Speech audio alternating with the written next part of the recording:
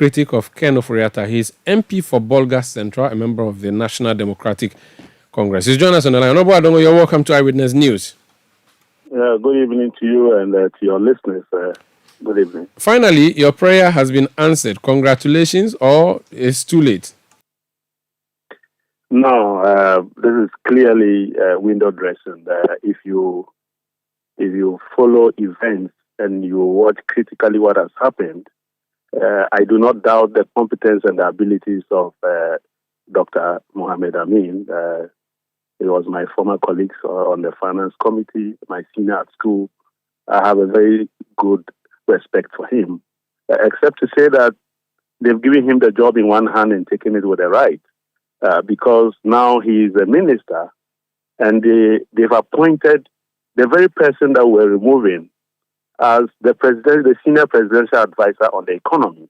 What that simply means is that for Mohammed Amin to be able to get any policy through in cabinet or through executive approval of the president has to go and consult Ken Ofori-Atta. And so technically, it means that Mohammed Amin cannot do anything if Ken Ofori-Atta is not in agreement, because he would advise the president against it.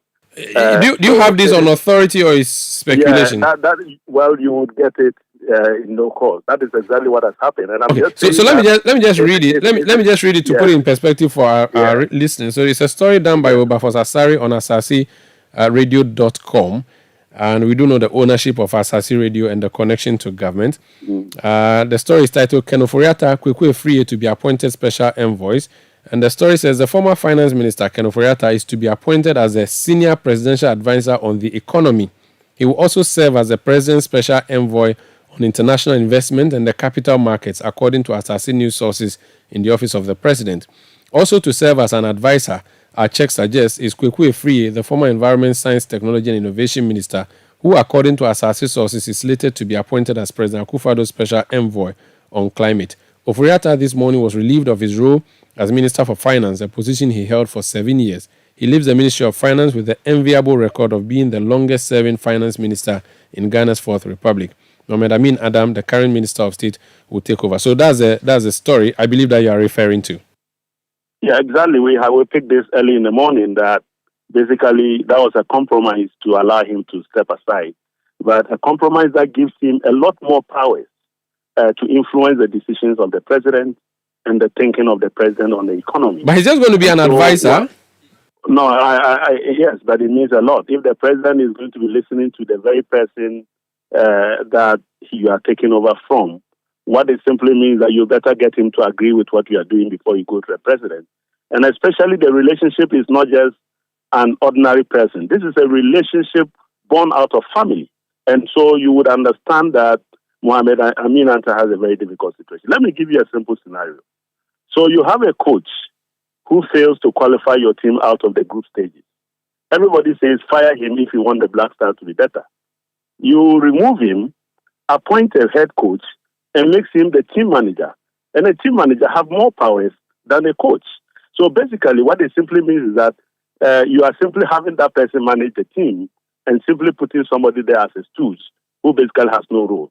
That is what is happening. But be it as it may, Omaru, economic management and turning the economy around is not an event.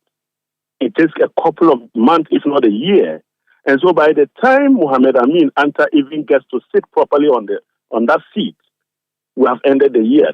Don't forget that the budget is already agreed, and so he's not going to influence government policy that has already been agreed, that the funding has already been allocated, and all he's going to do is to manage what Ken Ofori-Atta wanted to happen. And so I just wonder what exactly we are going to improve. Listen, you don't bring on Lionel Messi and Cristiano Ronaldo when you are 10-0 down with 30 seconds to end the match. They will simply not effect any impact. So that is exactly what the president has done. He's thinking that he's bringing his best team at a time that he's 10-0 down with 30 seconds to go. What can that bring? Nothing. Well, is there anybody you would be rejecting if the list comes to you in Parliament? Anybody that you have planned to reject, or you're just going to let them go through because it's not a big deal now? Well, I don't decide that. We have not had any communication. We've not met as a caucus. But of course, the positive that I see in this is that I can see a number of backbenchers being given opportunity, and I see Akufo-Addo saying that, look, I want to use my last few months to start building the next generation of leaders in my political party. Very well. And that is a good thing. Very well. Thank you so much for speaking to us. That's Honorable Isaac Adongo. He is MP for Bolga Central.